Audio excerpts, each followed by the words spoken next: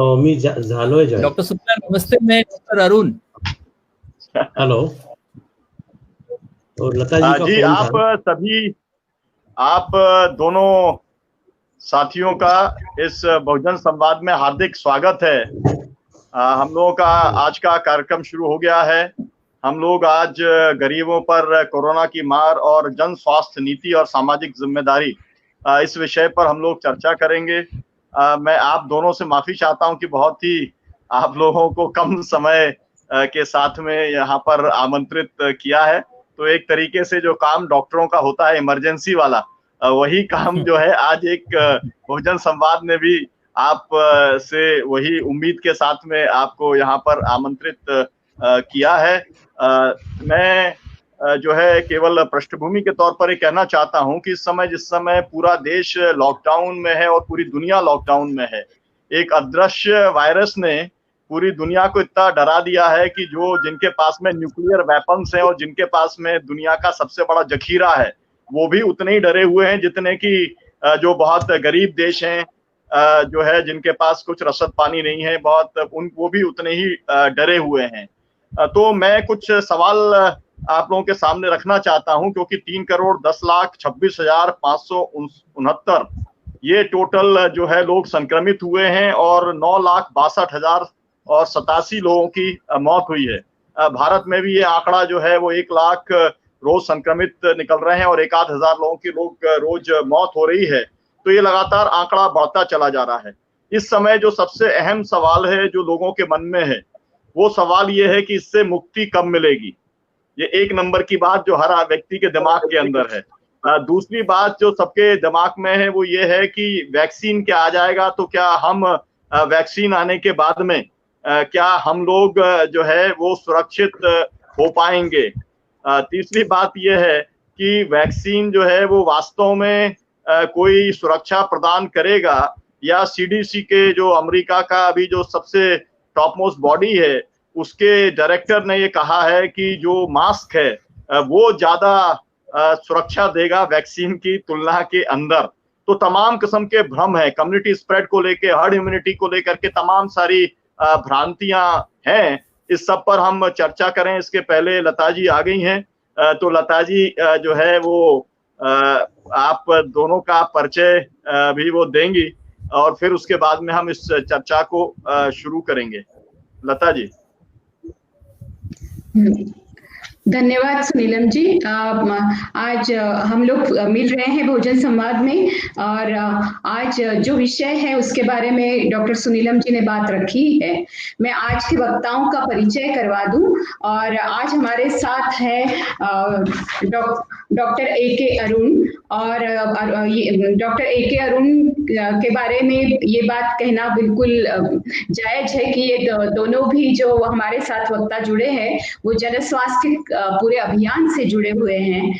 आप होम्योपैथ के विशेषज्ञ हैं, एमडी है होम्योपैथ में, और कोरोना वायरस संक्रमण के आम लोगों पर क्या असर है इसको लेकर आपका काम रहा है इन 6 महीनों में, और फिर आपकी कोविड-19 और हम लोग, ये किताब बहुत चर्चित हुई है, युवा संवाद के आप संपादक भी हैं। तो मैं आपका स्वागत करती हूँ बहुजन संवाद में। और आज हमारे साथ जो दूसरे वक्ता जुड़े हुए हैं, आज वो तो राष्ट्रीय तौर पर बहुत लोगों को जन स्वास्थ्य अभियान के वो संयोजक के नाते भी मालूम है। जन स्वास्थ्य नीति और सामाजिक जिम्मेदारी दायित्व को लेकर वो आज बात रखेंगे, जबकि डॉक्टर अरुण जी बात रखेंगे कि गरीबों के साथ कोरोना ने कैसे किया है और उसके ऊपर, कोरोना के ऊपर मात वो कैसे कर सकते हैं, उसके परिणाम क्या हुआ है।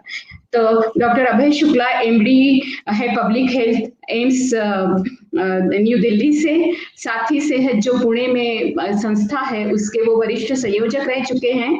National Health Mission advisory group for community action AGCA के भी और नेशनल हेल्थ मिशन में वो अग्रेसर है। एनएचआरसी यानी नेशनल ह्यूमन राइट्स कमीशन में वो आज कोविड-19 को लेकर जो पूरी चर्चा चल रही है और बाकी आगे कोई विकल्प जो आने वाले हैं उसके बारे में वो मुख्य सदस्य हैं। और राष्ट्रीय तौर पर जो जन स्वास्थ्य अभियान चलाया जा रहा है उसको लेकर 2003-4 के संयोजन में national right to health care campaign में उनकी प्रमुख भूमिका रही है और आजकल वो alliance of doctors for ethical health care के राष्ट्रीय स्तर के संस्थापकों में भी वो एक है। राष्ट्रीय स्वास्थ्य बिल जो 2009 में आया था यूनियन हेल्थ मिनिस्ट्री में, तो वो ड्राफ्टिंग कमेटी में खुद थे ही, और राजस्थान और मध्य प्रदेश राज्य के भी साथ राष्ट्रीय स्वास्थ्य बिल को लेकर उन्होंने काम किया है। तो इस तरीके से राष्ट्रीय हेल्थ को लेकर जो लेजिस्लेशंस बने हैं उसमें भी अभय शुक्ला जी का बहुत बड़ा रोल रहा है। उनकी किताबें भी इसको लेकर बहुत है। हम लोगों को ये जानने का मौका मिलेगा, और मैं सारे दर्शकों को और श्रोताओं को बता दूं कि पब्लिक हेल्थ केयर को लेकर जो पूरे मामले हैं उसको लेकर अगर हमें पुणे में कहीं जाना होता है और हमें किसी भी तरीके का लेजिस्लेशन डालना है तो हम डॉक्टर अभय शुक्ला और डॉक्टर अनंत फड़के इन दोनों की मदद लिए बगैर आगे बढ़ते नहीं हैं, क्योंकि ये इस तरीके से नेशनल हेल्थ मिशन महाराष्ट्र के community based monitoring and planning में 1000 विलेजेस में 17 डिस्ट्रिक्ट में वो काम कर चुके हैं, और 2013 में कम्युनिटी एक्शन फॉर न्यूट्रिशन को लेकर भी उन्होंने काम किया है। तो आज हमारे साथ ऐसे दोनों भी जाने माने जन स्वास्थ्य अभियान से जुड़े हुए वक्ता है। मैं उनका स्वागत करती हूँ और आगे के सूत्र डॉक्टर सुनीलम जी के पास देते। साथियों, मैं तो केवल कुछ क्वेश्चंस मैंने पोज किए थे और उसके अंदर तमाम क्वेश्चंस और भी हो सकते हैं, लेकिन वो बाद में रखूंगा। केवल मैं चाहता हूं कि डॉक्टर ए.के. अरुण जी अगर शुरुआत इसकी करें, 15 मिनट में अगर बात रखेंगे, फिर उसके बाद में हम लोग डॉक्टर अभय शुक्ला जी से और 15 मिनट सुनेंगे, फिर उसके बाद में चर्चा को आगे बढ़ाएंगे सवालों के तौर पर, क्योंकि लोगों के साथियों के मन में जो बातें हैं उन बातों का कुछ निराकरण होकर हो पाएगा तो वो ज्यादा अच्छा होगा। तो मैं डॉक्टर ए.के. अरुण जी से आग्रह करूंगा कि गरीबों पर कैसे सबसे ज्यादा मार पड़ी है। 8 करोड़ लोगों को पैदल लौटते हुए पूरे देश ने देखा, उसमें से 850 की मौत हो गई, ये भी देखा। लोगों का रोजगार चला गया, ये भी देखा। मौत भी सबसे ज्यादा गरीबों की हो रही है, ये भी देखा। लेकिन आप उसको पूरा एक पर्सपेक्टिव में कैसे देखते हैं, वो कृपया करके डॉक्टर ए.के. अरुण जी बताएं। डॉक्टर सुनीलम जी का शुक्रिया, इसलिए भी कि डॉक्टर लता जी और डॉक्टर अभय जी से आपने मिलवा दिया। अभय भाई के साथ जन स्वास्थ्य अभियान में बहुत पहले से हम लोग जुड़े रहे हैं, और दिल्ली में जो मोहल्ला क्लिनिक का पूरा कॉन्सेप्ट है उसमें अभय भाई का बहुत अहम रोल रहा है। तो हम लोग इस तरह से इस बहाने मिले, इसलिए आपका बहुत बहुत शुक्रिया। खास करके बहुजन संवाद के माध्यम से हम पुराने साथी मिल रहे हैं। अगर डॉक्टर अभय शुक्ला जी अगर म्यूट कर देंगे तो अच्छा रहेगा, आवाज क्लियर हो जाएगी। अच्छा। डॉक्टर अभय शुक्ला जी अगर म्यूट कर दें तो अच्छा है। Thank you. जहां तक कोविड-19 को लेकर बातें हैं, मुझे लगता है अभय भाई बहुत विस्तार से बात रखेंगे। मैंने एक छोटी सी पुस्तिका इस पे तैयार की है, कोविड-19 और हम लोग। मैं भेजूंगा डॉक्टर सुनीलम जी, डॉक्टर अभय जी, डॉक्टर लता जी, आपको भेज दूंगा। इसमें मैंने कोशिश की है कि उन सारी बातों को रख सकूं जो चिंता हमारी है, आप सबकी है। निश्चित रूप से यहाँ जो पैनल है उस पूरे पैनल की ये चिंता है कि कोई भी ऐसी महामारी जो बहुत रहस्यमय होती है, जिसमें बहुत तकनीकी संस्थाओं को ही बुनियादी जानकारी होती है, वो आम लोगों तक पहुंचते पहुंचते इतने सारे किंतु परंतु के साथ खुलती है। जब उन सारी बातों की जानकारी लोगों तक पहुंचती है तो भी बहुत सारे सवाल उसमें रह जाते हैं, और उन सवालों को लेकर जो एक नया दौर चला है अफवाहों का या गलत जानकारियों के प्रसार का, उसकी वजह से जो परकुलेट होकर नीचे का जो तबका है, जो श्रमिक वर्ग है, उस तक जो जानकारी जाती है वो बहुत मैनिपुलेटेड होती है, बहुत अधूरी होती है, बहुत बायस्ड होती है, और उसकी वजह से उनका शोषण बढ़ता है। ये बहुत संक्षेप में मैंने एक निष्कर्ष के रूप में रखा है। गरीबों के ऊपर जो इसका इम्पैक्ट हुआ है वो बहुत ही बीभत्स है, बहुत डरावना है, शर्मनाक है। खास करके सभ्य समाज उसको कैसे देख रहा है, कैसे उसको पचा पा रहा है, ये मेरे लिए मैं समझ नहीं पा रहा हूँ।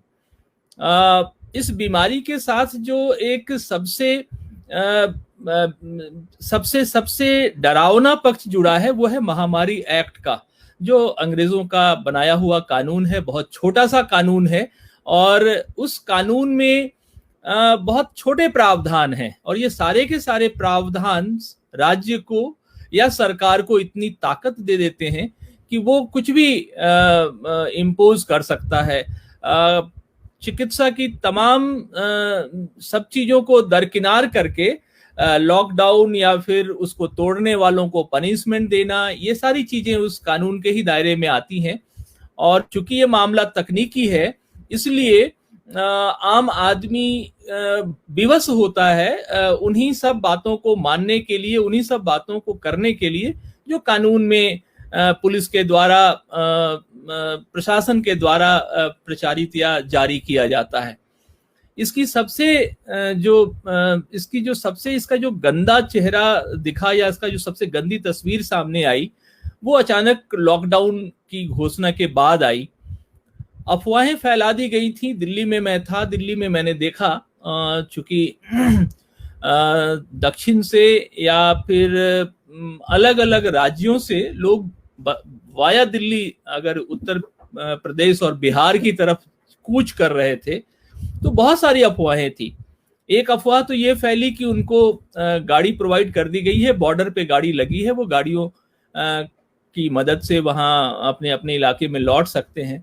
अंततः लोगों को पैदल चलना पड़ा और तमाम जो उसकी दिक्कतें थी वो सब हम लोगों ने देखी।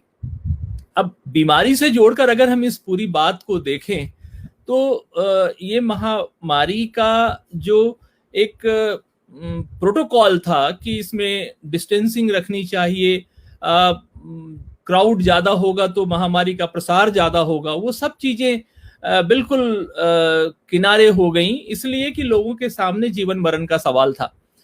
पूरा परिवार सड़क पे था, हर उस मजदूर का या हर उस श्रमिक का जो अपने स्थान पर सुरक्षित नहीं था, जिसको उसकी नौकरी सुरक्षित नहीं लग रही थी, उसको ये लग रहा था कि पता नहीं ये लॉकडाउन कब तक चलेगा, और उसकी वजह से उसको अपनी जगह छोड़नी पड़ी।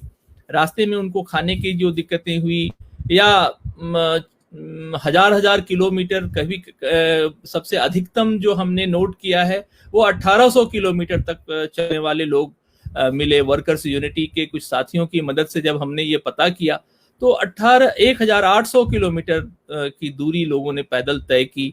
कहीं कुछ साधन मिले तो मिले, नहीं तो ज्यादातर दूरी उन लोगों ने पैदल तय की। अब इसका जो सबसे बुरा असर हुआ कि एक तो वो जिस जगह से निकले थे उस जगह से कई सारे लोगों ने बीमारियां, निश्चित रूप से वो बीमारियों को के साथ चले रास्ते में। उनकी जो अपनी इम्यूनिटी है शायद उनको उस बीमारी से बचा पाई। फिर वो अपने गांव पहुंचे, वहां भी जो उनके साथ ट्रीटमेंट हुआ रास्ते में, जैसे बरेली से एक तस्वीर आपने देखी होगी कि मजदूरों के एक झुंड पर वहां का प्रशासन कीटनाशक स्प्रे कर रहा था। अब ये कैसा स्टरलाइजेशन का या सैनिटाइजेशन का ये कौन सा तरीका था, ये हम नहीं समझ पाए। या मुझे लगता है कि लोग चूंकि गरीब थे, मजदूर थे और उनके साथ यही ट्रीटमेंट वो कर सकते थे, इसलिए उन लोगों ने उनको झुंड में बिठाकर और प्रशासन के वरिष्ठ अधिकारी के सामने में उन पर कीटनाशक छिड़के गए। ये शायद प्रशासन की समझ बनी होगी कि इनको हम डिसइंफेक्टेंट कर रहे हैं, इनको हम संक्रमण से बचा रहे हैं। ये सारी चीजें हुई। फिर बाकी जो पुलिस के डंडे पड़े वो सब तो है ही। तो गरीबों पर इसका सबसे बुरा असर हुआ, और सबसे बुरा असर तो ये हुआ कि उनकी नौकरी चली गई, उनकी रोजी रोटी चली गई, उनकी पगार चली गई।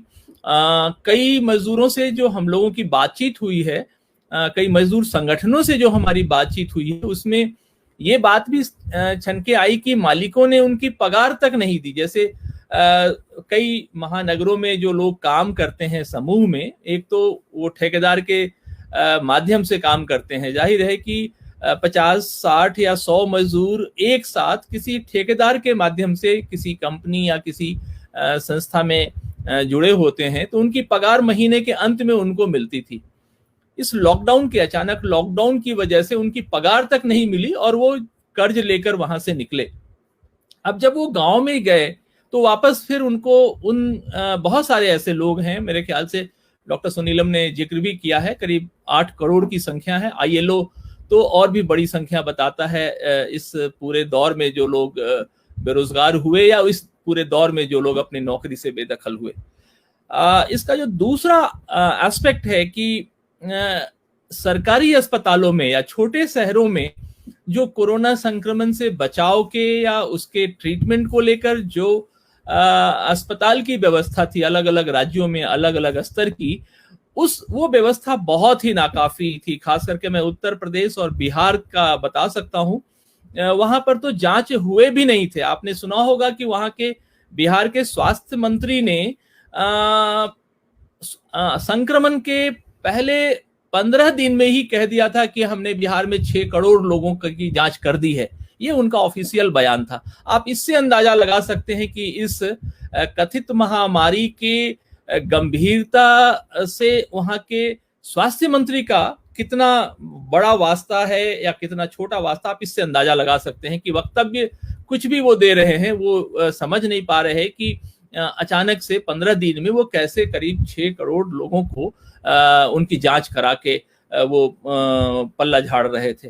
तो इस तरह की तमाम चीजों में जो गरीब है वो सरकार की जो स्वास्थ्य व्यवस्था है, जिसको कि बहुत व्यवस्थित तरीके से तोड़ दिया गया है, बर्बाद कर दिया गया है, नष्ट कर दिया गया है, उसी के सहारे इन गरीबों को अपनी सेहत के लिए जीना पड़ा, रहना पड़ा।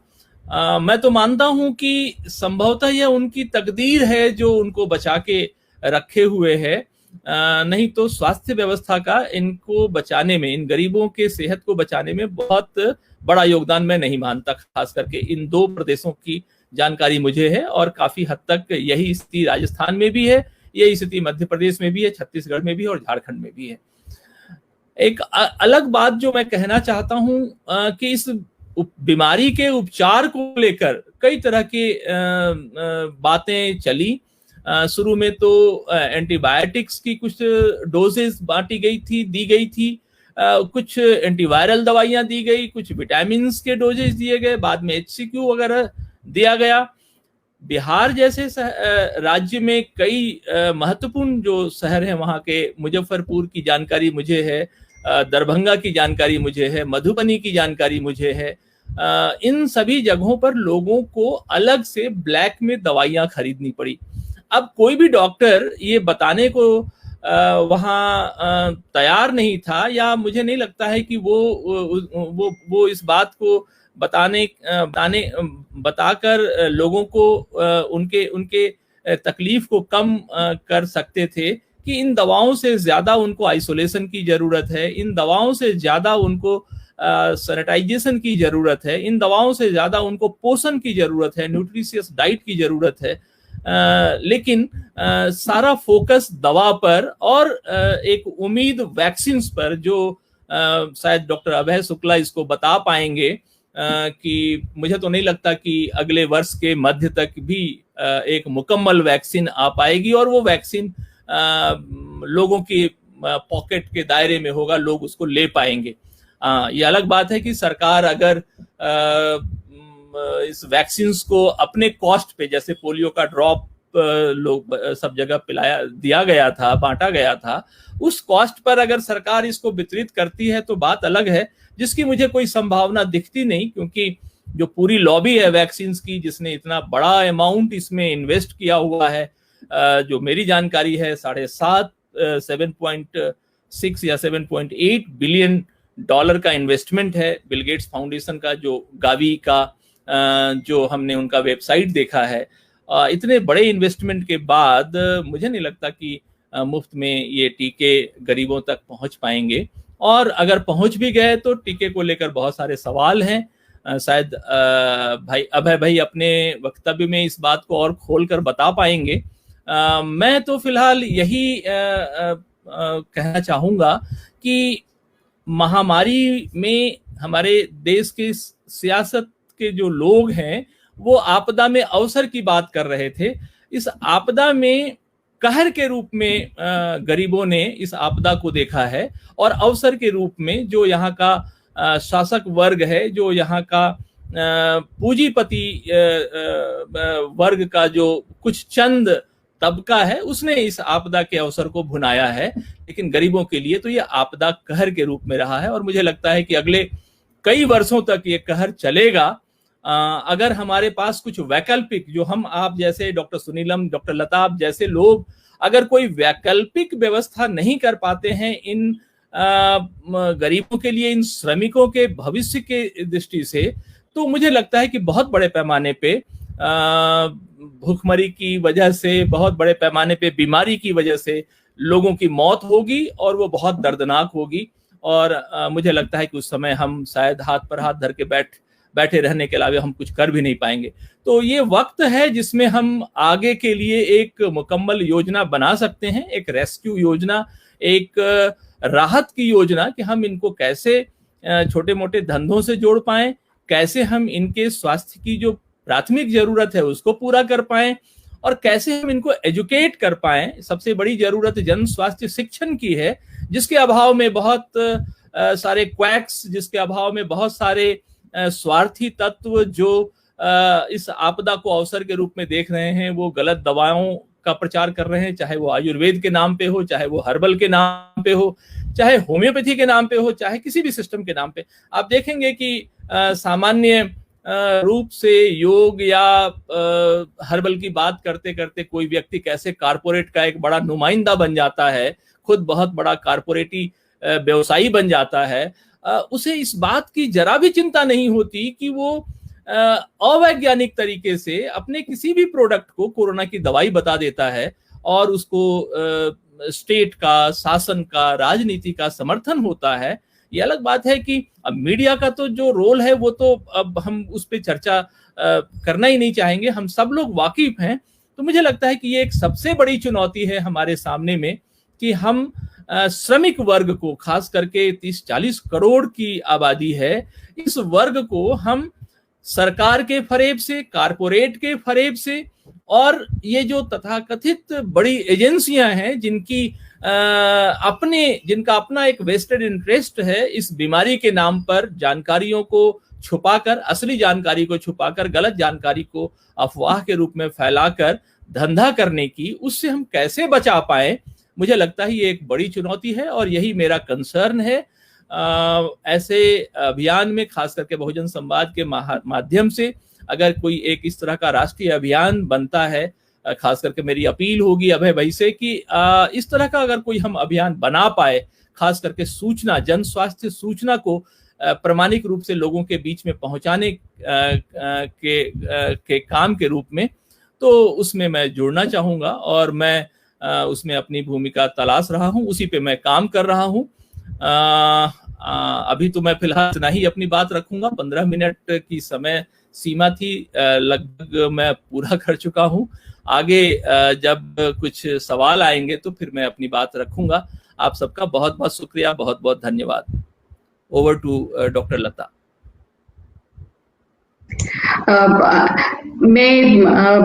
आपने जिस तरीके से बात रखी, तो जन स्वास्थ्य सूचना के काम के रूप में आगे हम इसको कैसे देखें, आपने कहा है कि इतनी सारी चुनौतियां हमारे सामने है। हाँ, इतनी चुनौतियां हमारे सामने हैं, और अभी हमें देखना है कि किस तरीके से अवैज्ञानिक तरीके से बातें आ रही है सामने।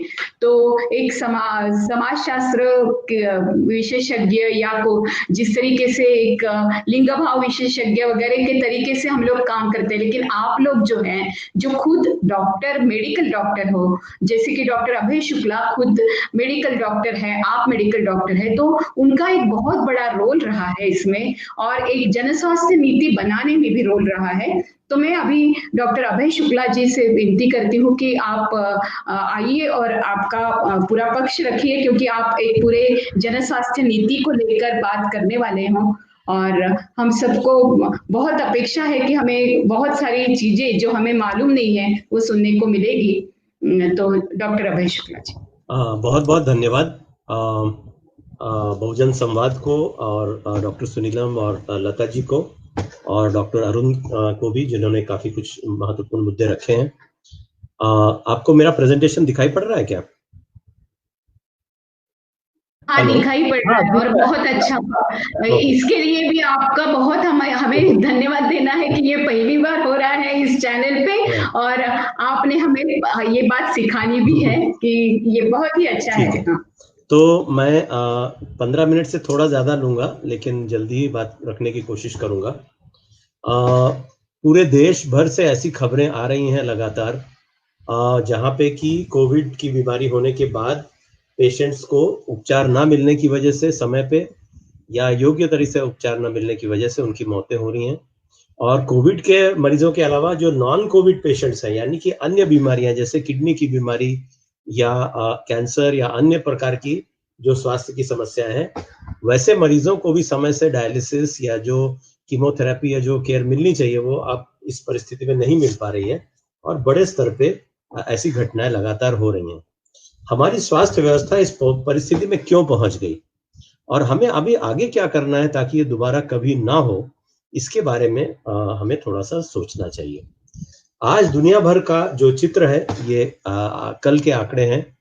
अगर हम दुनिया भर के अलग अलग देशों को देखें तो जो ऑफ कोर्स सबसे ज्यादा केसेस यूएसए में हैं, लेकिन दूसरे नंबर पर हिंदुस्तान है, जहां पर कि 52 लाख से ऊपर केसेस पहुंच चुके हैं, और इसके मुकाबले मतलब दूसरे नंबर पे हिंदुस्तान है। और अगर हम मौतों का प्रमाण देखें तो इसमें भी यूएसए और ब्राजील के बाद लगभग 86,000, ये कल के आंकड़े थे, करीब 86,000 से ऊपर मौतें हो चुकी हैं हिंदुस्तान में। 1 लाख की तरफ आंकड़ा आगे बढ़ रहा है। तो ऐसी परिस्थिति क्यों तैयार हुई, इसको हमें थोड़ा सा देखना चाहिए। और भारत के अंदर भी काफी विविधता है, अलग अलग राज्य हैं जहां पे कोविड के केसेस की संख्या अलग अलग है। ये एक करीब 10 दिन पहले के आंकड़े हैं, लेकिन इसमें ओवरऑल परिस्थिति में कुछ ज्यादा बदलाव नहीं है तब से। और आप देख सकते हैं महाराष्ट्र, जहां से लता जी और मैं, हम दोनों जिस राज्य से हैं, और आप में से दर्शक भी होंगे कई सारे, यहाँ पे अभी तो ये 1 लाख से ऊपर जा चुका है केसेस का आंकड़ा, और ये 10 लाख से ऊपर जा चुका है, और अन्य राज्यों में भी काफी बड़ी संख्या है। लेकिन मैं 2 राज्यों के बारे में थोड़ा एक कॉन्ट्रास्ट आपके सामने रखना चाहूंगा। एक तरफ महाराष्ट्र है और दूसरी तरफ केरला है, और हम देखेंगे कि इन 2 राज्यों में काफी फर्क रहा है किस तरीके से सरकार ने कोविड की पूरी महामारी को और एपिडेमिक को कंट्रोल करने की कोशिश की है। और इससे हमको कुछ सुराग मिल सकते हैं कि कोविड की जो बीमारी है उसको कंट्रोल करने का एक बेहतर तरीका क्या हो सकता है, और अगर वो नहीं किया गया तो फिर क्या परिस्थिति तैयार हो सकती है। अभी ये देखिए, आपको शायद जानकारी होगी कि कोविड का जो पहला केस हिंदुस्तान में हुआ था वो केरला में हुआ था, जो चीन से लौटने वाले मेडिकल स्टूडेंट्स के माध्यम से आया था। और अगर हम मार्च महीने में दोनों राज्यों का अगर हम ग्राफ देखें तो नीला जो रेखा है वो केरला की है, और जो दूसरी रेखा है वो महाराष्ट्र की। और आप देख सकते हैं कि पूरे मार्च के दौरान महाराष्ट्र और केरला में केसेस की संख्या एक जैसी थी, जबकि महाराष्ट्र की जनसंख्या केरला से 3 गुना से भी ज्यादा है, यानी कि केरला की स्थिति काफी गंभीर थी मार्च महीने में। इसके बाद केरला ने कुछ बड़े ही कमाल के काम किए, मैं कहूंगा, और जो महाराष्ट्र जैसे बहुत सारे और राज्यों ने नहीं किए, और जिसकी वजह से यदि हम अप्रैल में अगर हम ग्राफ देखते हैं तो केरला में लगभग कोविड पूरी तरह से काफी हद तक कंट्रोल हो गया। पूरी तरह से तो नहीं कहना चाहिए, लेकिन काफी हद तक कंट्रोल में आ गया। और दूसरी तरफ महाराष्ट्र में केसेस बढ़ते चले गए, और आज हम देख रहे हैं कि 10 लाख से ऊपर का वहां आंकड़ा पहुंच चुका है। और ये तो केसेस की बात है। अगर हम मौतों का अगर प्रमाण देखें तो महाराष्ट्र में ये 10 दिन पहले के आंकड़े हैं, 28,000 से ऊपर मौतें हो चुकी थी कोविड से, जबकि केरला में 400 से भी कम था। तो कुछ ना कुछ फर्क जरूर है, और इस फर्क से ही हम समझ सकते हैं कि कोविड का नियंत्रण करने में केरल ने क्या विशेष किया, जो महाराष्ट्र और भी कई सारे राज्य नहीं कर पाए। केरला में, जिसको केरला मॉडल कहा जा रहा है, महत्वपूर्ण बातें ये रही हैं कि बड़े स्तर पे टेस्टिंग करके ज्यादा से ज्यादा केसेस को समय पे उनकी जांच करना, उनके कॉन्टैक्ट्स को ट्रेस करना, उनके जो कॉन्टैक्ट में आए हुए लोग हैं उनको अधिकतर घर पे ही क्वारंटीन करना, और उनको सपोर्ट भी देना, उनको किसी भी तरह का भेदभाव न करते हुए, उनके ऊपर किसी भी प्रकार का सामाजिक दबाव न लाते हुए, उनको एक बेहतर तरीके से घर में रख करके क्वारंटीन करना, और बहुत बड़े स्तर पे पंचायत, महिलाओं के गढ़, समुदाय के लोग, वॉलंटियर्स, इन सब ने बड़े स्तर पे इसमें अपनी भागीदारी निभाई। और सरकार की तरफ से भी लगातार हर रोज मुख्यमंत्री का एक निश्चित समय पे पूरे राज्य को एक ब्रॉडकास्ट रहता था, जिससे कि हर रोज की परिस्थिति लोगों तक पहुंचाना और सरकार क्या प्रयत्न कर रही है इसके बारे में भी लोगों को जानकारी देना।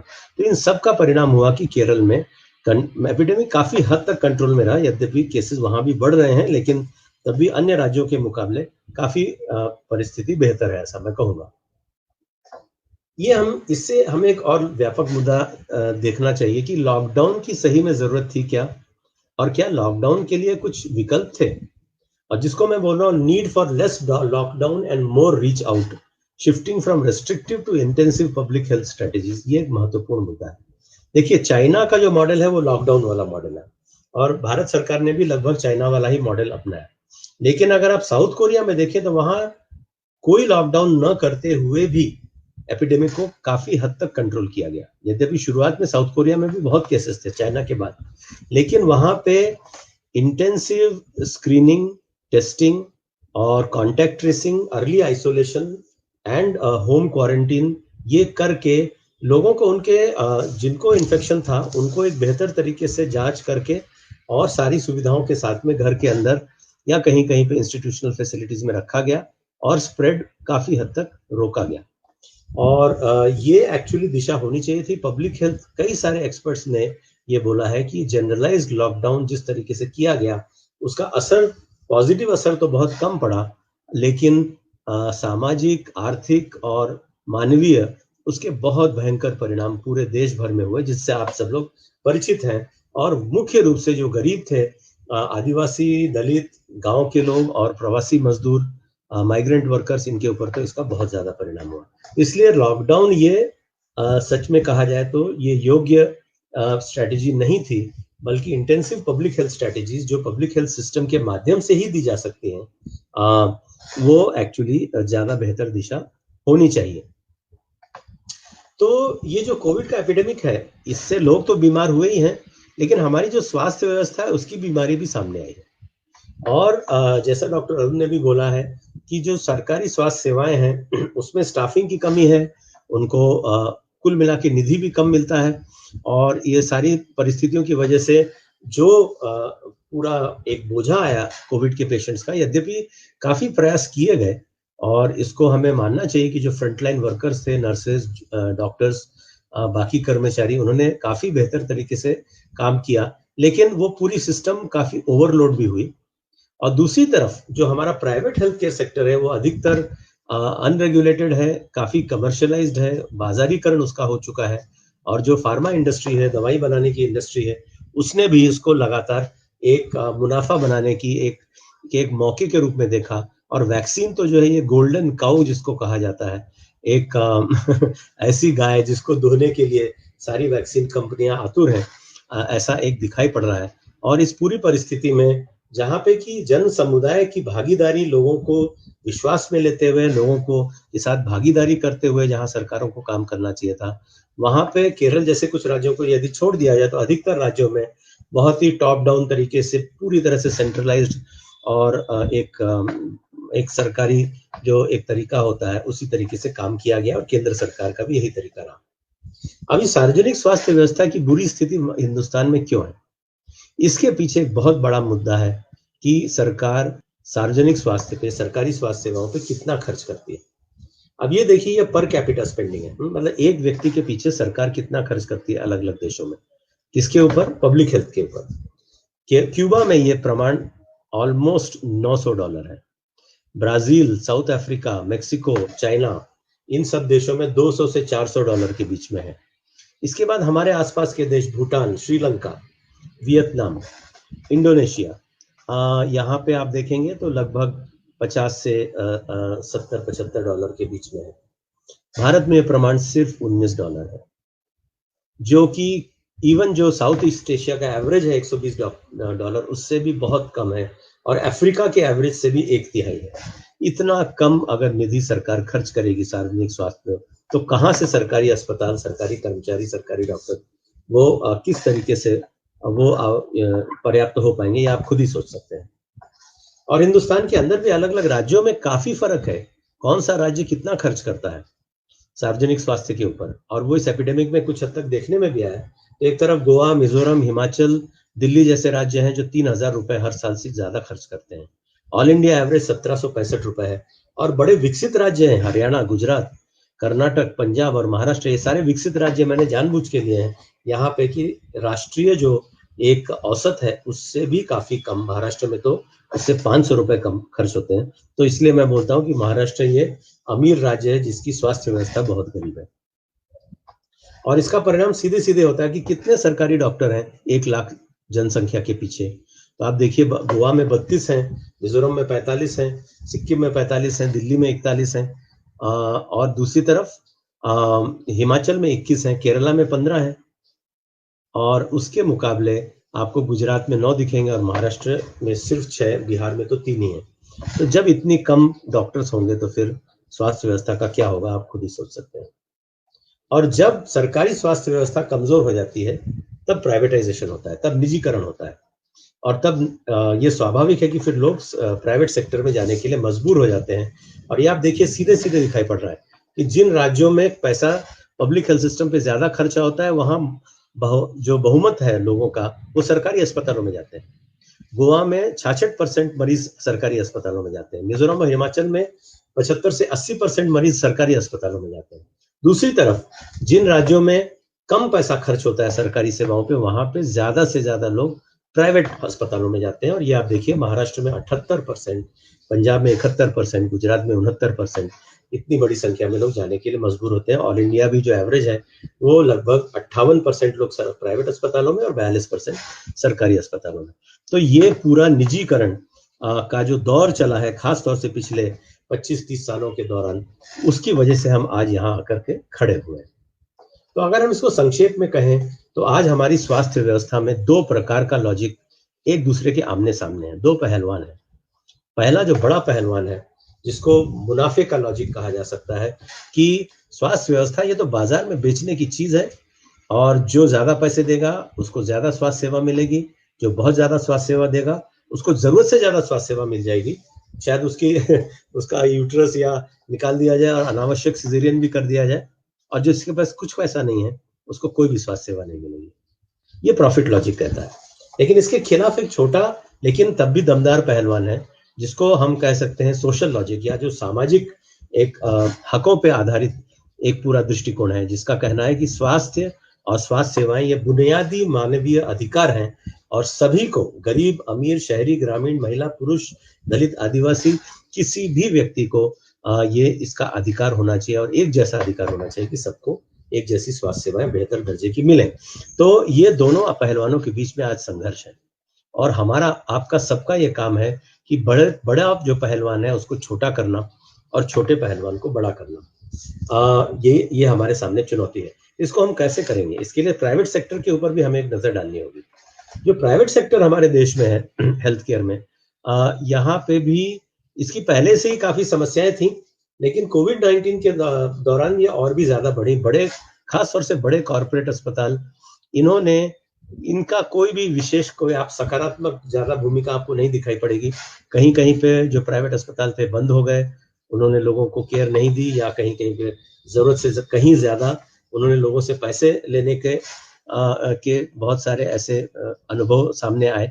और प्राइवेट लेबोरेटरीज ने भी कोविड टेस्टिंग के लिए कहीं ज्यादा पैसे लेने का काम किया कई जगहों पे, और जो एक पुरानी बीमारी थी प्राइवेट सेक्टर की, वो कोविड के एपिडेमिक के दौरान और ज्यादा बढ़ गई।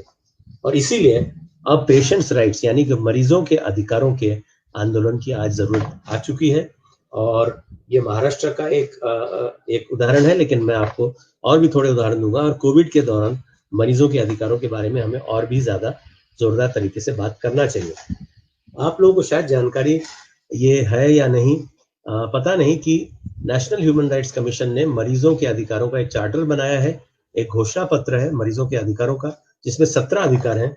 इस स्लाइड में पूरे 17 नहीं दिखाई पड़ रहे हैं, लेकिन वो सारे के सारे अधिकार ये प्राइवेट अस्पतालों में भी आपको जानकारी का अधिकार है, आपको सारे रिकॉर्ड और रिपोर्ट्स मिलने का अधिकार है। इमरजेंसी मेडिकल केयर यानी कि कोई अगर अपघात होता है या एक्सीडेंट होता है तो ऐसी परिस्थिति में आपसे बिना पैसे मांगे पहले आपका उपचार शुरू करना चाहिए और उसके बाद आगे की कार्रवाई करनी चाहिए। और इसी तरीके के तमाम भी कई सारे अधिकार हैं जो पब्लिक और प्राइवेट दोनों प्रकार के अस्पतालों में मरीजों के होते हैं। लेकिन आज 99% लोगों को शायद इन अधिकारों के बारे में जानकारी नहीं है। ये महत्वपूर्ण मानव अधिकार है और अगर आपको इंटरेस्ट है तो इसके हमने ऊपर पोस्टर्स भी बनाए हैं। और यूनियन हेल्थ मिनिस्ट्री जो है उन्होंने 17 तो नहीं लेकिन उसमें से करीब 13 जो अधिकार है उनको लेकर के सारे राज्यों के जो चीफ सेक्रेटरीज हैं उनको एक पत्र लिखा 1 साल पहले कि आप ये सारे मरीजों के अधिकार लागू करिए। लेकिन अभी तक भी ये ज्यादातर राज्यों में लागू नहीं हुए हैं। महाराष्ट्र में भी हम लोगों ने इसको लेकर के एक मुहिम चलाई है। तो ये मैं आपको सबको सुझाव दूंगा कि आप इन अधिकारों को पढ़ें और इनकी मांग करना शुरू करें। आप में से तमाम साथी सामाजिक संगठनों से और आंदोलनों से जुड़े हुए। और अभी कोविड के दौरान नेशनल ह्यूमन राइट्स कमीशन ने 11 सदस्यों की एक समिति बनाई है जो कि कोविड की परिस्थिति को लेकर के कुछ एडवाइजरीज निकालने का कुछ एक अलग अलग राज्यों को सरकारों को देने के लिए एक प्रक्रिया शुरू की गई है। और इसमें स्वास्थ्य के जो अधिकार है उसमें से अधिकतर जो अधिकार है उनको ड्राफ्ट करने की जिम्मेदारी मुझे दी गई थी इस समिति में। और ये एडवाइजरी जल्दी ही निकलना अपेक्षित है आने वाले हफ्ते में और ये मैं आपको सर्कुलेट कर सकता हूँ। और इनके आधार पे कोविड के मरीज हों, नॉन कोविड मरीज हों, टेस्टिंग से संबंधित मुद्दे हों, पेशेंट्स राइट्स के मुद्दे हों, जानकारी मिलने का मुद्दा हो, ग्रीवेंस रिड्रेसल यानी कि शिकायत दर्ज करने का मुद्दा हो, और इसके अलावा जो स्वास्थ्य के कर्मचारी हैं, नर्सेज हैं, आशा हैं, आंगनवाड़ी वर्कर्स हैं, जूनियर डॉक्टर्स हैं, इनके भी अधिकारों के सारे मुद्दे हमने इसमें लेने की कोशिश की है ताकि ये अधिकार इनका बचाव किया जा सके, इनका संवर्धन किया जा सके। और किस तरह के काम किए जा रहे हैं कोविड के दौरान, तो महाराष्ट्र में एक जो प्रयास चल रहा है कि जिसका संक्षेप में लता जी ने उल्लेख किया था, कम्युनिटी बेस्ड मॉनिटरिंग यानी जन निगरानी, स्वास्थ्य सेवाओं पे जन निगरानी का एक कार्यक्रम महाराष्ट्र में पहले से चल रहा है। उसको हमने कोविड की प्रक्रिया के दौरान, यद्यपि लॉकडाउन और सारी समस्याएं थी, तब भी हमने इसको और विस्तारित किया और 1800 गांव में लोगों की क्या समस्याएं हैं स्वास्थ्य सेवाओं को लेकर के उसको इकट्ठा करना, आशाओं की समस्याएं क्या है, रेशन दुकानों में लोगों को धान्य मिल रहा है या नहीं मिल रहा है, और एक सिंपल ऐप के माध्यम से और गूगल फॉर्म के माध्यम से ये जानकारी इकट्ठा करना और फिर अधिकारियों को इसके बारे में संवाद करना, ये एक प्रयास किया गया है। दूसरा, हमने हमारी जो संस्था साथी है और हमारे साथी जो साथ काम करने वाले जो और संगठन है, उनके हमने 11 जो ग्रामीण अस्पताल हैं, सरकारी अस्पताल, वहाँ पे हेल्प डेस्क चलाने का कार्यक्रम शुरू किया है ताकि सामान्य लोगों को जानकारी भी मिले और उसके साथ में उनकी जो समस्या है उनको लेकर के स्वास्थ्य व्यवस्था के साथ में एक संवाद भी किया जा सके। और पुणे शहर में हम एक हेल्पलाइन भी चला रहे हैं जिसमें कि सैकड़ों मरीजों ने अभी तक फोन करके उनको जानकारी मिलना और कहाँ बेड मिल सकता है, कहाँ उपचार मिल सकता है, फ्री केयर कैसे मिल सकती है, इस प्रकार की जानकारी हम लोगों को लगातार देने की कोशिश करते हैं।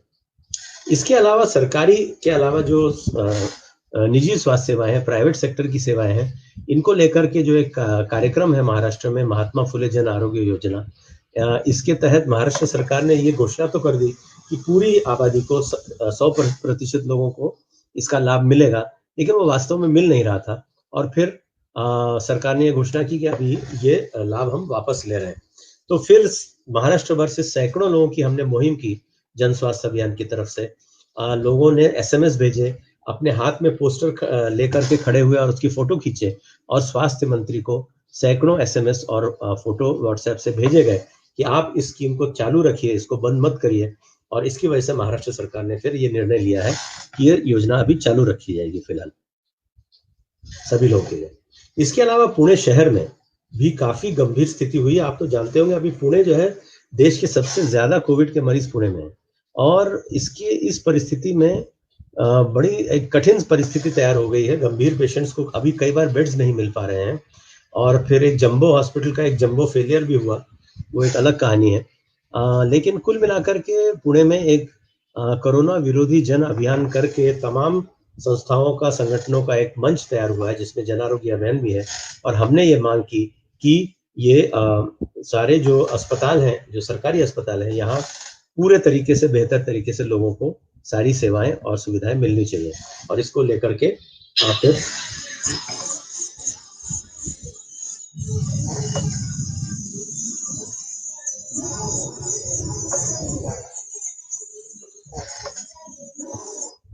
तो इस तरीके से हमने इसके ऊपर प्रोटेस्ट भी किया पुणे म्युनिसिपल कॉरपोरेशन के बाहर, और इसके परिणाम स्वरूप अभी एक टास्क फोर्स अभी 3-4 दिन पहले ही बना है, जिसमें कि सामाजिक संगठनों के प्रतिनिधि भी हैं और सरकारी अधिकारी भी हैं, और इसके ऊपर एक सामाजिक तरीके से कैसे एक साथ मिल करके हम इसका नियंत्रण कर सकते हैं और मरीजों को बेहतर उपचार दिलवा सकते हैं, इसको लेके हम काम करने वाले हैं। तो संक्षेप में कोविड के काल में भी हमें स्वास्थ्य अधिकारों को छोड़ना नहीं है, बल्कि उनके ऊपर और जोर देना है। और ये तमाम समस्याएं हमें मालूम है, लेकिन हमको अपने स्वास्थ्य अधिकारों को मांगते समय ये ध्यान रखना है कि जो सरकारी स्वास्थ्य व्यवस्था है उसे और मजबूत करने की जरूरत है। उसके लिए ज्यादा निधि, ज्यादा कर्मचारी, रेगुलर कर्मचारियों की जो समस्याएं हैं उनको भी हल करना, ये एक महत्वपूर्ण मुद्दा है। दूसरा है जो प्राइवेट हेल्थ केयर सेक्टर है, जिसमें कि तमाम प्रकार की मुनाफाखोरी और मनमानी चलती रही है, इसको रेगुलेट करने की, नियंत्रित करने की जरूरत है। और सामाजिक जवाबदेही, कम्युनिटी अकाउंटेबिलिटी एंड प्लानिंग की भी बहुत बेहद जरूरत है।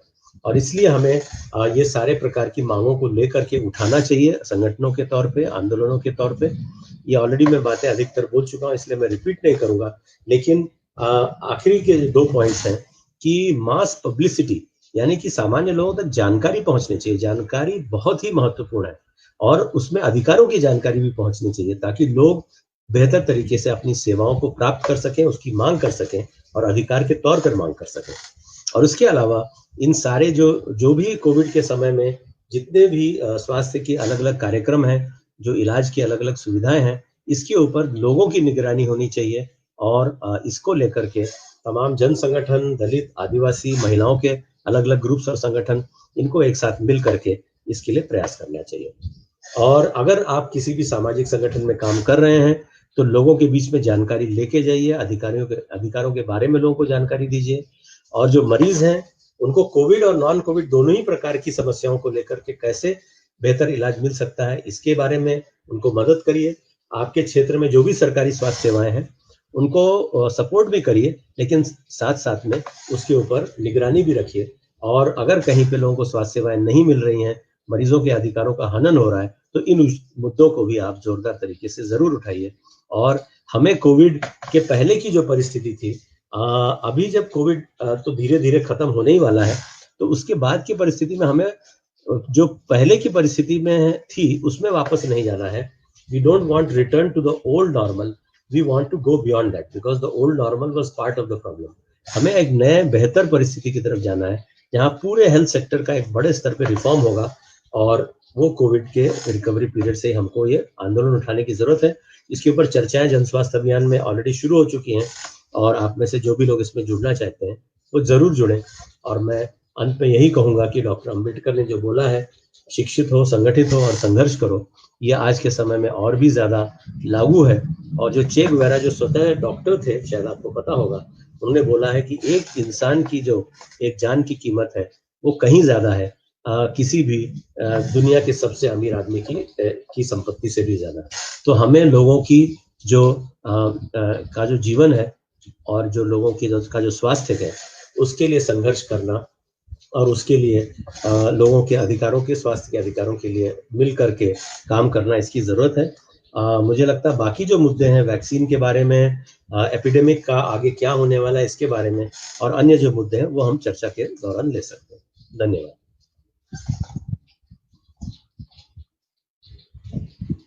सुनीलम जी, हाँ, डॉक्टर अभय शुक्ला, आपने जो इस तरीके से हमारे सामने ये सारी बातें रखी और इतनी शांति और संयम के साथ कोविड जैसी जो महामारी है उसको समझने के लिए हम लोगों के साथ जिस तरीके से आपने एक पूरी समझ बनाई इन मुद्दों को लेकर, और एक सामाजिक जवाबदेही होने वाले कार्यकर्ता आज सुन रहे हैं, वो काम भी कर रहे हैं, लेकिन उसमें भी वो किस तरीके से काम करे आज उसके बारे में भी आपने दिशा दी है। तो मैं डॉक्टर सुनीलम जी के पास आती हूँ, क्योंकि वो एक पूरे चर्चा को इस तरीके कैसे लेके आगे लेकर जाएंगे और काफी सवाल भी आए होंगे। तो डॉक्टर सुनीलम जी। जी मैं धन्यवाद देता हूँ। शुक्ला जी ने पूरा दुनिया के मॉडल और देश के मॉडल, उसका कंपैरिजन और जो जो चीजें आवश्यक आंकड़े और पर्सपेक्टिव वो रखने का काम किया। मैं एक तो ये जानना चाहता हूँ आप दोनों से कि जो एक नेशनलाइजेशन ऑफ हेल्थ कहा जाता है कि जो है कम से कम शिक्षा और स्वास्थ्य, दो चीजों का राष्ट्रीयकरण होना आवश्यक है। तो इससे आप लोगों की सहमति कितनी है और क्या यह संभव है? दूसरी बात यह कि आपने कहा कि जो है जब हम लोग लौटेंगे कोविड के बाद में तो न्यू नॉर्मल कुछ होना चाहिए, और वो हेल्थ का रिफॉर्म की मोदी सरकार के रहते हुए आपको कितनी उम्मीद है कि हेल्थ रिफॉर्म कुछ होने वाला है और वास्तव में जो पर कैपिटा जो इन्वेस्टमेंट है सरकार वो बढ़ाने वाली है? क्योंकि सरकार ने तो आपको मालूम ही है कि कोरोना काल में ही पूरे 44 लेबर लॉस को भी खत्म कर दिया, 4 करोड़ लेकर के आ गए।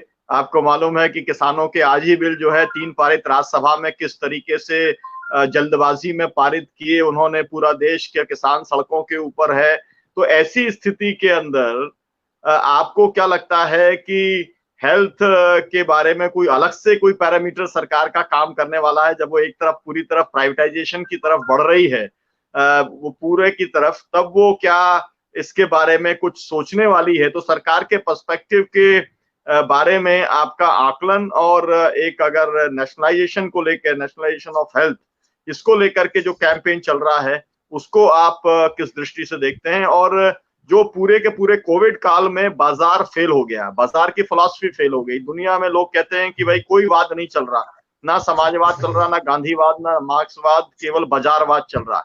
लेकिन बाजारवाद कोविड के काल में फेल हो गया और अब ये हो गया है लोगों को कि वेलफेयर स्टेट की तरफ लौटना पड़ेगा। लोगों को सोचना पड़ेगा कि कल्याणकारी राज्य की जरूरत है।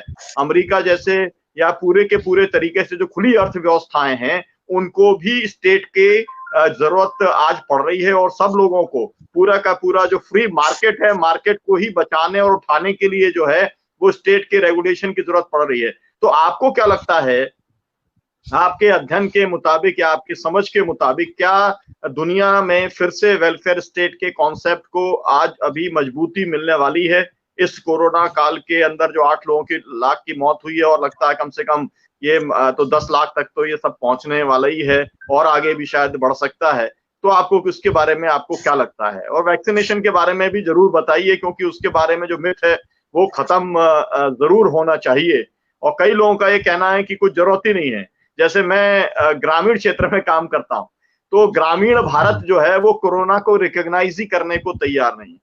मतलब वो कहते हैं कि ये क्या चीज है भाई, आप जो है मतलब अनावश्यक जो है, हमारे यहाँ पर तो है ही नहीं कोई कोरोना, तो वो मास्क भी लगाने को तैयार नहीं है। तो ये दोनों ही किस्म की बातें हैं। तो आप इसके ऊपर थोड़ा सा अगर आपका कुछ दृष्टि डालेंगे तो दिमाग की सफाई अगर लोगों की हो सके तो अच्छा होगा।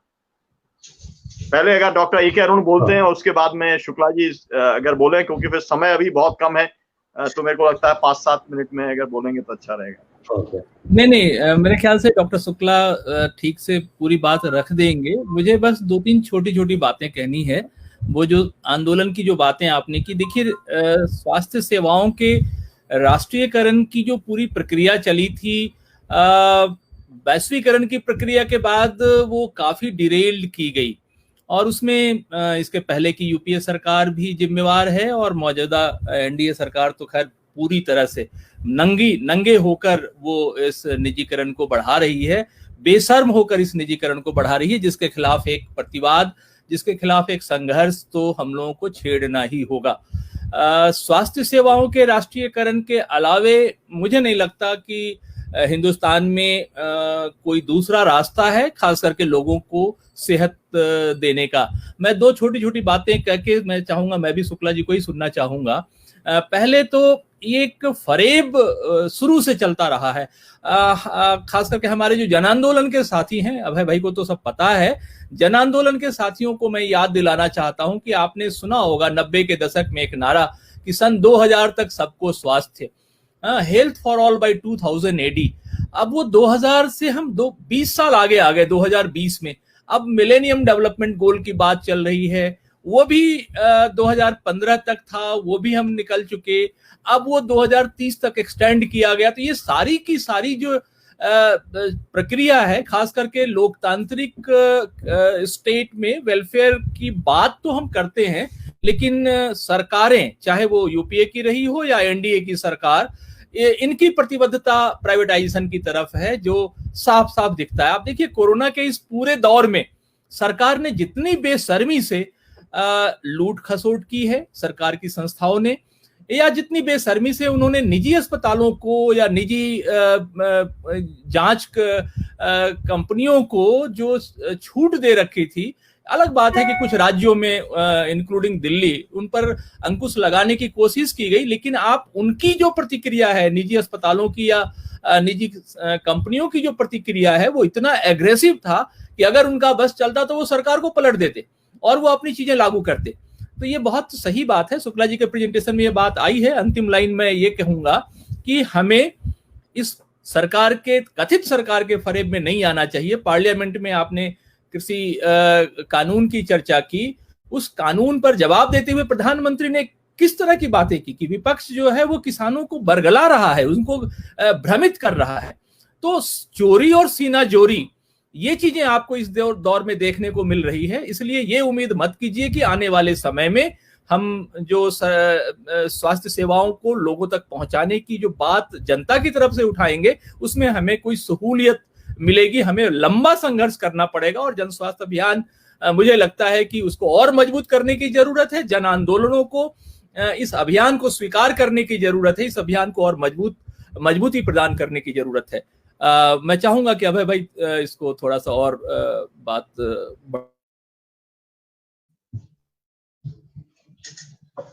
हाँ, धन्यवाद डॉक्टर सुनीलम और डॉक्टर अरुण। आपने बड़े सवाल पूछे हैं और समय कम है, तो लेकिन बहरहाल महत्वपूर्ण सवाल है, इसलिए संक्षेप में बोलने की कोशिश करूंगा। पहली बात यह है कि जो नेशनलाइजेशन की मांग है, इसके ऊपर काफी चर्चा हुई है और मैंने और भी प्रेजेंटेशंस में ये बात रखी है कि हम नेशनलाइजेशन, ये 20th सेंचुरी एक एजेंडा था। अभी हमको सोशलाइजेशन की बात करनी चाहिए, क्योंकि सिर्फ सरकार अपने हाथ में ले ले और उसके बाद जो सरकारी व्यवस्थाओं का जो तरीका रहता है उसी तरीके से वो चले, ये पर्याप्त नहीं है। Socialization is a step beyond nationalization. Socialization में सोशल कंट्रोल, सोशल अकाउंटेबिलिटी का भी मुद्दा निहित होता है। यदि सरकार हाथ में लेती भी है तो उसके ऊपर लोगों की भी एक अकाउंटेबिलिटी और एक कंट्रोल रहना जरूरी है। तो I will say that socialization of health care is the demand that we should talk about and we should raise, और वो बिल्कुल वाजिब है और उसकी दिशा में हम सबको मिलकर के अभी काम करना चाहिए।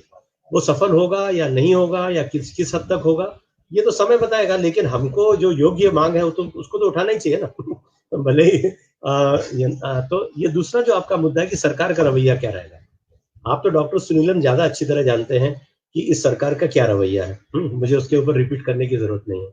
लेकिन आप ये भी देखिए कि जब लैंड एक्विजिशन एक्ट को बदलने का कितना एड़ी चोटी का जोर लगाया इस सरकार ने, और आप चाहे उसके केंद्र में रहे होंगे, आप जैसे बहुत सारे और साथी, उन्होंने दांत खट्टे कर दिए। लैंड एक्विजिशन एक्ट नहीं बदल सका। एनआरईजीए को रोल बैक करने का कितना प्रयास किया गया, लेकिन देश भर में इतनी आवाजें उठी कि कम से कम ओपनली तो उसको वो रोल बैक नहीं कर सके। अलग तरीके से उसको वो डाइल्यूट करने की कोशिश करते रहे, लेकिन वो कानूनी तौर पे उसको रोल बैक नहीं कर पाए। तो अगर जोरदार आवाज उठती है पूरे देश भर से और तमाम अलग अलग तबकों से, और सिर्फ कुछ स्वास्थ्य कार्यकर्ता नहीं बल्कि किसान, मजदूर, महिलाएं, हर प्रकार के तबकों से, दलित, आदिवासी, अगर जोरदार तरीके से बोलते हैं कि नहीं, सबके लिए स्वास्थ्य की व्यवस्था होनी चाहिए और हमें स्वास्थ्य का अधिकार मिलना चाहिए, तो ऐसा नहीं कि सरकार उसको पूरी तरीके से नजरअंदाज कर पाएगी। उनकी इच्छा नहीं है, उनकी इच्छा बिल्कुल भी नहीं है। उनकी इच्छा निजीकरण की है, और वो उन्होंने नेशनल डिजिटल हेल्थ मिशन, मतलब कि बजाय लोगों को आप स्वास्थ्य का अधिकार दें, आप खाली उनको एक नंबर दे देंगे, जैसे आधार कार्ड का नंबर दे दिया है, और आपका डेटा जो है वो पता नहीं किसी इंश्योरेंस कंपनी के पास जाएगा या किसी आईटी कंपनी के पास जाएगा, और उसका क्या उपयोग या दुरुपयोग होगा। तो ये उनकी दिशा है, लेकिन हमारी दिशा स्पष्ट होनी चाहिए कि स्वास्थ्य का अधिकार और एक इसलिए मैं हेल्थ सेक्टर रिफॉर्म की बात कर रहा हूँ। और इस देश में कम से कम आधा दर्जन बड़े राज्य हैं जो आज बीजेपी द्वारा रूल नहीं है, केरल से लेकर पंजाब तक। उन राज्यों में भी, राजस्थान हो, महाराष्ट्र हो, उन राज्यों में भी पूरा जोर लगाना चाहिए कि आप तो करो कम से कम। तो अगर 6 राज्य करते हैं तो फिर देश, केंद्र सरकार को भी कुछ तो अपने तरीके से करना पड़ेगा। तो मुझे लगता है ये आंदोलन का मुद्दा है, और आंदोलन में जितना जोर लगाएंगे, जितना गुड़ डालेंगे, उतना मीठा होगा या हो सकता है। ऐसे इस तरह से हमको इसको देखना चाहिए। और तीसरा आपका मुद्दा बहुत महत्वपूर्ण है कि बाजार फेल हो गया, the market has failed in Covid. ये पूरे दुनिया भर में जाहिर है, और इसलिए अभी ये बेहतर समय है, और इसीलिए मैं रिफॉर्म की बात कर रहा हूँ। इसके पहले कि लोग फिर से अपने पुराने ढर्रे में पहुंच जाए, और सरकार भी जो इन सब चीजों को फिर से लीपापोती करके, और ठीक है अभी जो चल रहा था वही ठीक था, इस तरह का भ्रम फिर से ना तैयार कर पाए, उसके पहले ही हमको जो कोविड रिकवरी पीरियड है, इसके दौरान ये कहना होगा कि प्राइवेट सेक्टर को बाजार पे अभी छोड़ना और हेल्थ केयर को बाजार पे छोड़ना ये बिल्कुल भी उचित नहीं है। Social regulation, social control of private sector has to be done by the government, और उसके पहले 3 कदम होने चाहिए पूरे देश भर में। क्लिनिकल एस्टेब्लिशमेंट एक्ट जो पिछले 10 साल से लागू नहीं हो पाया, प्राइवेट अस्पतालों को रेगुलेट करने का, उनके रेट्स को रेगुलेट करने के लिए, वो एक्ट तुरंत लागू होना चाहिए। ये केंद्र सरकार के काफी हद तक हाथ में है। नंबर 2, पेशेंट्स राइट्स चार्टर, मरीजों के अधिकारों का जो पूरा चार्टर है पूरे देश के सारे प्राइवेट अस्पतालों में, ये लागू होना चाहिए। आपने आज तक इसको देखा है दूरदर्शन पे या किसी आकाशवाणी पे या किसी भी पब्लिक मीडियम पे? ये तो सरकार का खुद का चार्टर है, तो इसको क्यों नहीं पब्लिसाइज किया जा रहा है, लोगों तक क्यों नहीं पहुंचाया जा रहा है? और तीसरी बात यह है कि जो प्रधानमंत्री जन आरोग्य योजना है, इसका हमें विकल्प ढूंढना होगा। ये स्कीम भी फेल हो गई है। ये आप देखिए कोविड के दौरान क्या आपको कहीं दिखाई पड़ा कि इससे लोगों को बड़े स्तर पे कोई राहत मिली है या बड़े स्तर पे कुछ सेवाएं मिली है? थोड़ा बहुत इधर उधर कुछ केयर मिला है, लेकिन 95% जो प्राइवेट सेक्टर में लोग गए हैं उनको पीएमजेएवाई का कोई लाभ नहीं मिल पाया। तो ये स्कीम अगर फेल है तो हमको कोई दूसरा तरीका निकालना पड़ेगा जो ज्यादा पब्लिक सेक्टर पे सेंटर्ड होगा और जो ज्यादा अकाउंटेबल होगा, even to involve the private sector in providing free care to people. PMJY insurance is not the model. Insurance schemes are not the model, but there are other models.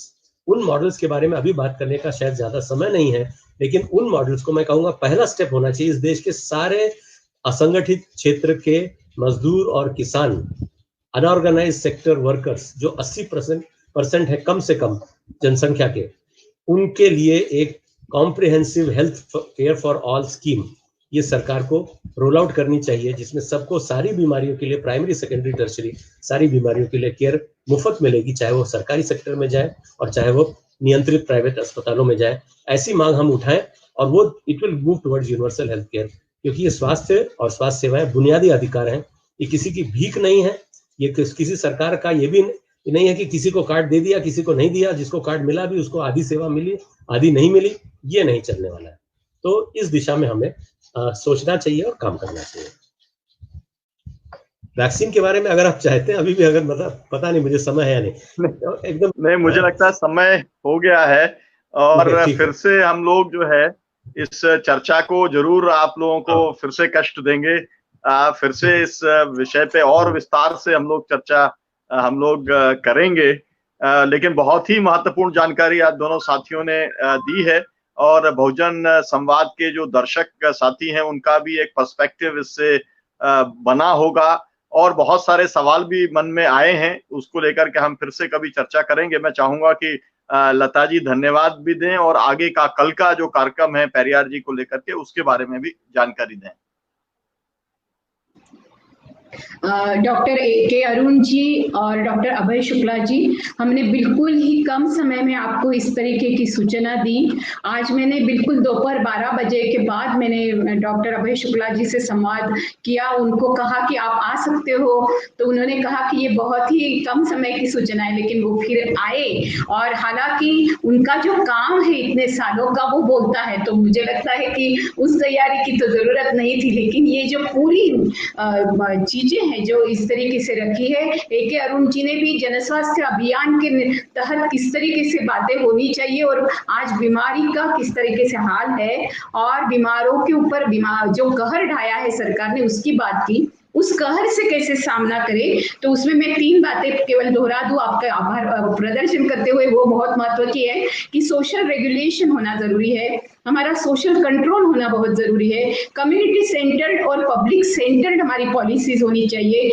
Insurance scheme वाला model नहीं चलेगा, हमको बहुत अलग तरीके से model लाना चाहिए। पेशेंट्स राइट्स चार्टर होने के बावजूद भी सरकार उसको क्यों नहीं दिखा रही है, प्रधानमंत्री जन आरोग्य योजना का विकल्प हमको ढूंढना चाहिए। ये सारी चीजें आपने आज रखी है, इतने से प्रोग्राम में ये सारे इतने प्रोग्राम आपने दिए हैं। मुझे लगता है पूरे भारत में स्वास्थ्य को लेकर, जन स्वास्थ्य अभियान को लेकर एक एक कम्युनिटी में, एक एक छोटे छोटे ग्रुप में भी ये काम शुरू होता है। तो बहुजन संवाद के द्वारा भी, इस माध्यम के द्वारा हम लोगों ने कुछ अभियान की शुरुआत, आपके अभियान को भी लोगों के तक पहुंचाने की शुरुआत की है, ऐसे हम मानते हैं। तो धन्यवाद डॉक्टर अरुण जी और डॉक्टर अभय शुक्ला जी। अब मैं आती हूँ कल के बहुजन संवाद के कार्यक्रम के बारे में आपको बताने कि कल हम लोग अभी परसों 17 तारीख को ही संयोगवश उसी दिन प्रधानमंत्री के खिलाफ बेरोजगारों ने पूरा मोर्चा निकाला था, लेकिन 17 सितंबर को पेरियार जी की भी जयंती थी। तो पेरियार जी को स्मरण करने और उनके पूरे कार्य के बारे में समझने के लिए, उनका जीवन और उनका योगदान समझने के बारे में हम लोग कल प्रोग्राम ले रहे हैं, जिसमें भी गीता जी तमिलनाडु से जुड़ेगी और नागेश चौधरी जी जो बहुजन संघर्ष के नेता है वो जुड़ेंगे नागपुर से। तो आप जरूर देखिएगा बहुजन संवाद फिर से कल शाम 6 बजे, और हम लोग सब मिलते हैं। जिंदाबाद, जय